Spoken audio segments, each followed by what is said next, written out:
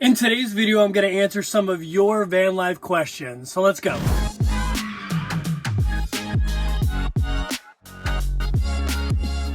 What is going on, YouTube? Greetings from my van in Missouri. I'm actually on my mother's property. Those of you that have been following me know I came here to take care of my mother. She got COVID. I avoided it for a week or so, but eventually I got it. I've got it right now. I'm in quarantine, but I'm doing pretty good, so don't worry about me. I do live Q&As weekly, but lots of times people can't attend and they're pretty long. And so I put out a call for questions that people have about van life, full-time travel, all that kind of stuff. And you guys submitted some questions and I figured I would go through and answer those today.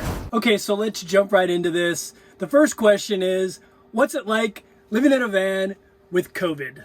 So my answer to that question, it's like having COVID anywhere. Let me preface this by saying I do have COVID, but I'm very lucky. My symptoms are very flu-like, very minor. Some people have no symptoms, like my aunt got COVID, had no symptoms, and some people have severe symptoms, like my mother. She had to be hospitalized. Her oxygen levels fell to dangerous levels, and hers was actually life-threatening. I'm kind of somewhere in the middle of that. I kind of have the flu. So I'm taking my doctor's advice. I'm getting a lot of sleep, a lot of rest. I'm taking over-the-counter cold medications, so my case wasn't severe enough to get any of the antiviral stuff. So NyQuil at night, Dayquil during the day. I'm taking a bunch of zinc, taking a lot of zinc actually, a lot of vitamin D, a lot of vitamin C gummies. These things are great. Probably not good for my keto diet, but whatever. And then when I have a headache or I feel feverish, I take ibuprofen. So thanks for all your concern. Thanks for your concern for my mother. She's doing great. But yeah, it is what it is, and I'm making it through it. Okay, so this first question comes from one of my chat moderators, 15 Eramos. She asks, do I need to clean my solar panels on my roof? And if so, how often do I do that? So I've talked about this a lot. The Volta system is great. It's a huge system. And while it does have solar and solar provides a little bit of energy, it's not the primary way to fill up the batteries. The primary way, to be honest with you, is to drive or do an auto start, because the alternator is so robust that it fills up my 12,000 usable watts in like an hour, hour and a half. So solar is kind of like giving a whale a tic tac. That's usually how I describe it, or spitting in the ocean. It doesn't bring a lot of power into my rig, but it does bring a little bit of power into my rig. So I'm not super worried about keeping them clean. So whenever I clean my van, whenever I, spray it down at a car wash, I'll go on top of the roof and I'll spray down my solar panels. But to be honest with you, they stay pretty clean most of the time. So it's not that big of an issue. All right, so my next question comes from Andrew. He asks, in what way has the RV community kind of affected my RV experience? And will that impact whether or not I RV forever, I guess? So the biggest influence and impact the RV community has had on me is introducing me to boondocking. When I decided to start this full-time van life lifestyle, I thought I was going to be a campground camper mostly. Luckily, my friend Amber from Story Chasing invited me out west to a boondocking location in Salida, Colorado, and I fell in love with it. I got on freecampsites.net. I started looking for my own spots, and I just kept traveling and boondocking out west, and I really fell in love with it. And after coming over here onto the East Coast and staying mostly in campgrounds, I definitely would not continue this lifestyle if it was just a campground lifestyle. The boondocking out west is what I really love, and why I'll continue probably traveling in an RV for the rest of my life in some form or fashion as part of my travels. Okay, the next question is from Miss Backroads. She actually has a couple questions, so let's start with the first one. She asks, do I plan my travels with like some kind of bucket list or something like that? So I'm not a huge planner, but I do kind of have a general idea of where I'm going. Like, I love the beauty and all the sights in Utah. So my upcoming trip, my plan is to go to southern Utah. Now, I don't know exactly what day I'm going to be at what spot, but I know I'm going to head towards southern Utah, and I'm going to hit up all those really cool places that you see in all the pictures in southern Utah. I do have a bucket list of places that I want to go, so I do kind of go down that list, but also a lot of it is just me surfing Instagram and seeing a friend of mine somewhere really cool and saying, hey, where the heck is that? Send me the coordinates, and then going that way, especially when I'm out west. Okay, so the next one is a question I get a lot. Do I limit the amount of miles I drive in a day? I try to keep it pretty short, actually, to be honest with you. I don't like driving more than 3 or 4 hours a day. I have driven as much as 14 hours in one day, and like I'm going to drive up to Iowa. It's a 7-hour drive. I'll just drive that all in one day. When I do long drives like that, I usually get up at like 4 in the morning and leave really early. I'm not a big fan of those long drives though. So when I'm out west and I'm just hopping from boondocking spot to boondocking spot, I try not to drive more than 2, 3, maybe 4 hours. Okay, so first Nana has a question. By the way, my mother goes by Nana with her grandchildren. She did not want to be called grandmother or grandma, so she goes by Nana as well. First Nana asks, if you were to buy a new van now, what would I buy? So a lot of people know the answer to this question. I would probably buy a Storyteller. The reason for that is it kind of checks off all the blocks for me. My van that I have right now checks off most of the blocks. It's almost perfect, but there are some things about it that annoy me that are fixed in the Storyteller. One of those things is it's all electric, so there's no propane. So the portable stove is an induction cooktop. The heat comes off the diesel tank, so you just don't have to worry about propane, which I really like. It also has a cassette toilet, so I don't have to worry about a black tank. It has a much bigger freshwater tank, and it has a really cool shower that like comes out of the cabinet. And those that have been following my channel for a while know I don't really use my shower in the back. It's kind of unusable. And I think with the Storyteller, I would actually use the shower. We'll see. I'm going to take one out hopefully this month or next month. So if I was going to get a new rig right now, I'd probably get a Storyteller, maybe a Revel or some other 4x4 type of van. I'm just really high on Storytellers right now. So Desiree Taylor has a question. She wants to know, how long do I spend editing videos? So I spend a lot of time editing videos. For every minute or so of a video, it's probably somewhere between a half an hour to an hour of editing. So if it's a 10-minute video, you're talking about 10 hours of editing. I'm getting better and more efficient at editing. It used to take me a lot longer, actually. And I actually really enjoy it. It's very therapeutic for me, but it takes up the most time. So I probably spend, if I'm putting one video out a week, I probably spend a good 20 hours editing the video. If I'm putting out multiple videos a week, it'll be 40, 50 hours a week. And I also spend a lot of time answering comments. I try to answer every single comment. If you don't believe me, comment below right now and you'll definitely get a reply. Just a really quick break. If you're enjoying this video, make sure you hit that thumbs up button. It helps more people find it. And if you enjoy van life content like this, I put out a video every single week. I do a couple lives every week, so make sure you hit that subscribe button. I also have channel memberships. You can hit that join button and you'll get like little cool things like emojis, silly stuff like that. So let's go back to the questions. So the next question comes from Lisa Gray. She says, so you've mentioned that you're open to dating on the road. What do you look for in a date? So I don't know if you're talking about what am I looking for in the person I'm going to date or what I'm looking for in a date. So I'll try to answer both of those. So the person, so first she's got to be okay with like dating a bald guy that travels full time and lives in his van.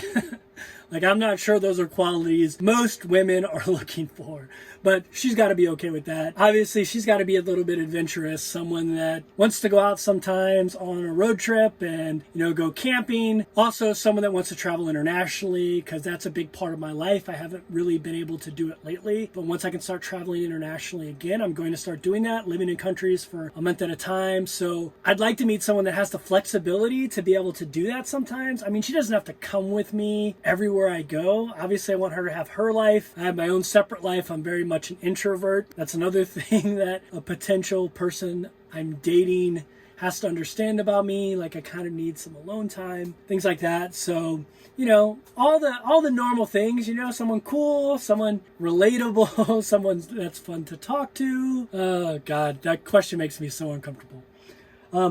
But if you're asking what would I look for in a date, like the specific thing like a date, I don't know. Like, you know, I don't cook much, so just going out for a good meal, you know, having a good beer, like an IPA at a nice little pub or something, somewhere where we can talk. I don't know, even just go out on a hike. Like, hey, I know this great hike. Let's meet there and get to know each other on the hike. I think that's a cool way to get to know somebody because you're out there walking, you know, for 2 or 3 miles. You have nothing to do but conversate.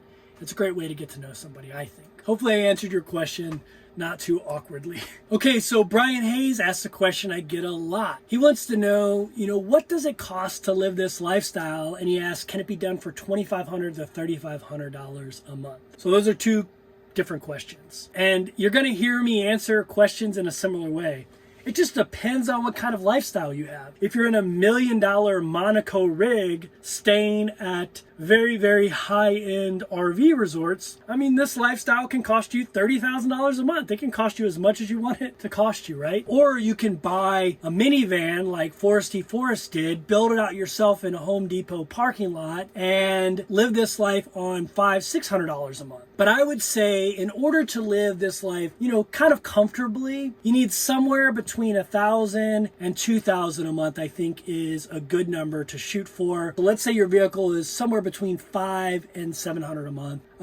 Eat on $300 a month, which I think is fairly reasonable. Some people eat on way less than that. If you're out west, you don't need to pay camping fees, but let's say, you want to go and grab a shower every 2 or 3 days, or let's just say you're going to have a Planet Fitness membership, so you can go grab a shower anytime you want, or an Anytime Fitness membership. That's going to cost you anywhere between $20 and $50 a month, so that takes care of all your showers and everything. So we're not even up to $1,000 a month yet. If you're traveling every single day, fuel costs might be $500 a month. But if you're staying and boondocking for a week at a time, your gas costs might only be about, $50 to $100 a month. So you can definitely keep it under $2,500 for sure. And if you're spending $3,500 a month, you're living pretty La Vida Loca out here in the van life community, to be honest with you. I hope that answered your question. All right, so the next question comes from my good friend, Ava. We met in Forest City, Iowa. I'm actually going back there pretty soon, Ava, to get some work done. Ava asked, what do you spend on gas every month?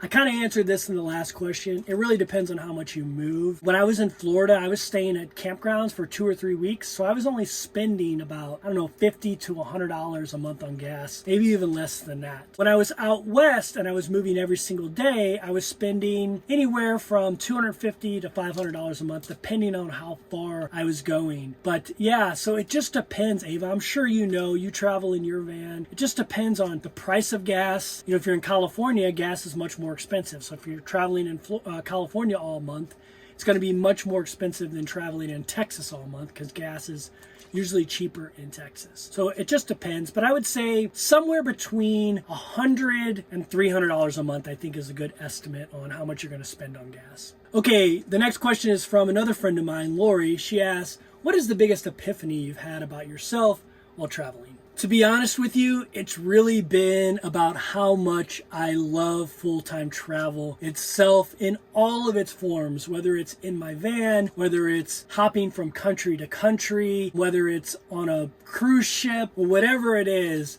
I just love the full-time travel life, and I want to continue to do it, hopefully for the rest of my life. I'm very fortunate that I've kind of turned it into a business. The business is still growing, but yeah, that's been my biggest epiphany, how much I love it and how much I want to continue to do it. Okay, so the next question comes from another friend of mine, Joanne. She asks, what happened to your bamboo plant? That was right here.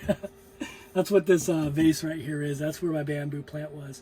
So when I went out to the desert, I didn't realize how quickly water evaporates there. And I was filling this thing up about every 2 or 3 days. That wasn't enough out in the desert. And my bamboo plants died, unfortunately. So I'm going to replace it with something. I didn't move the vase. I kept it here. It's still latched down with sticky putty, but at some point I'll get something else in here. So thanks for that question, Joanne. Oh, wait a second. Joanne wants to change her question. That's okay. I'll leave that one in there as well. Joanne asked basically, what would I do if I was an RV maker or manufacturer to make a better RV? It would make the fuel sources you need as limited as possible. So you need electricity and you need some way to heat your van. I would make one big giant battery bank like a Volta system, and everything would be powered off that could be powered off that. And then everything else would be powered with whatever kind of fuel I needed to pump into the tank anyway, whether that's diesel fuel if I have a Sprinter, or if you have a ProMaster or a Ford and you're putting regular gas in there. Everything else needs to be powered off that. So the heating system needs to be powered by either diesel or gas.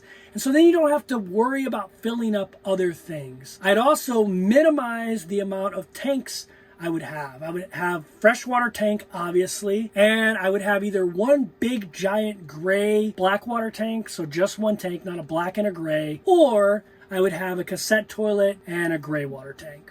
So that's what I would do. I would combine as much as I could so there are less moving parts, less things to worry about. bigger tanks, so you have to fill it less often, things like that. Okay, this next question is from Catherine Murphy. She asks, when you're camping on BLM land, National Forest land, how do you figure out what spots you're going to use? Do you plan out a couple spots in advance? So the answer to that is yes and no. Sometimes I plan them out in advance. I have a lot of escaper friends, so I get a lot of my boondocking spots from my friends. So I'll ask my friends that have been to Colorado, hey, I'm going near the Salida area, the Buena Vista area, the Leadville area. You got any good boondocking spots? And a lot of times they'll come back and be like, yeah, go here. Here's the coordinates. And so I find a lot of spots through my network of friends that travel. But the primary way I find my spots is through freecampsites.net. Anyone can use it. www.freecampsites.net. It's like an old website, but it's still the best out there. It's better than any app I've used. And that's where I go. That's the first place I go. So let's say I'm boondocking at a spot and I'm like, okay, it's time to leave. I've been here 3 or 4 days. I'm ready to go somewhere else. Maybe I'll send out a message to my friends, ask them if they know anywhere in the area, but I'll also jump on freecampsites.net, look at my location, kind of blow it up a little bit, see what's, an hour or two away, click on it, read the reviews. If I see a spot that looks promising, then I'll jump on campendium.com and I'll go and check out that same site on Campendium. I like Campendium's format, and a lot of times there'll be a lot of reviews in there. So I read the reviews, the most current ones usually. I see what the cell phone reception is. A lot of people on Campendium put that in there, which is great. And then I'll head to that spot the next day. Sometimes I'll plan out 2 or 3 spots. I'll have maybe a starting spot. I'm starting in Salida, Colorado, and I'm going to end up in Green River, Wyoming. And so I'll have those 2 spots mapped out, and then there's all this space in between. And then as I'm going, I'll just stop at spots. That's what's great about being out west. You got all these spots to camp at. So yeah, that's how I normally plan it out. I also use iOverlander as a way to find spots. It's getting better. It's still not as good as freecampsites.net though. Okay, so the next question is kind of related. It's from TXM. I'll just stop there. I won't try to say it. I'm assuming you're from Texas, which is cool because I'm going to go down to Texas sometime this year. He or she asks, how far ahead do I plan my itinerary? I usually don't plan it too far ahead, to be completely honest with you. I've been burned by that in the past. I planned out 8 months of 2020. I paid for Airbnbs. I was traveling all over the world, and then COVID hit, and it was such a pain getting all those refunds. I eventually got most of them, but it was a huge pain in the butt, and I kind of learned a lesson there, not to plan too far in advance, because you never know what's going to happen in the world if COVID's taught us anything. So I usually don't plan too far in advance. You're asking about 2021. My plan is to go out west soon. And to be honest with you, I'm thinking about parking my rig and going down to Mexico for a month or 2, doing the old 30 and a wake up, living in a little town in Mexico for 30 days maybe, and then maybe head back up, grab my van, drive around a little bit more, then hop on a plane to Hawaii. That's my loose plans right now. Spend 30 days in Hawaii, see the state of the world, and maybe hop on a plane to Thailand. Spend 30, 60 days in Thailand, hop on a plane back to the US, jump in my van, drive around out west for a little bit. But yeah, normally I don't plan too far in advance, but I know I want to go to Hawaii. I know I want to go back out west, especially to Utah, southern Utah. And I know I really, really, really want to get back to Thailand. I'm craving Thai food so bad. So I definitely want to try to get to Thailand this year as well. So yeah, so I have loose plans usually of places that I'd like to get to. So we'll see if that happens. Okay, thank you for all those questions. It's been awesome. This stuff really uplifts me. I'm sick right now. I don't know if you can tell, but I'm pretty sick. After this, I'm going to go collapse. But doing the live streams, doing this video, interacting with you guys really lifts my spirits. I appreciate all the well wishes for myself and for my mother. She's doing great, by the way. So thank you for watching. And if you enjoyed this video, make sure you hit that thumbs up button. Subscribe if you haven't subscribed yet. Thanks for watching. See you next week.